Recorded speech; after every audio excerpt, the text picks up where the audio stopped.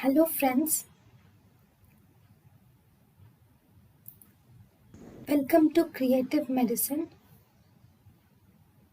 In this lecture, we will learn about Endometrial hyperplasia. Endometrial hyperplasia is a pre-malignant condition. Here, there is increased hyperplasia of the gonads are seen in relative to stroma. This endometrial hyperplasia is seen in conditions associated with excessive estrogen. Here, there is mutation in P10 on chromosome number 10. P10 gene is a gatekeeper gene for endometrial cancer. P10 mutation is seen in Cowden's syndrome. Cowden syndrome can cause endometrial hyperplasia and cancer.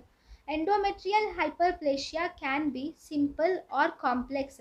Endometrial hyperplasia can have atypical cells or it can have without atypical cells. Complex atypical cells, if they are present, then there is more chance of malignancy.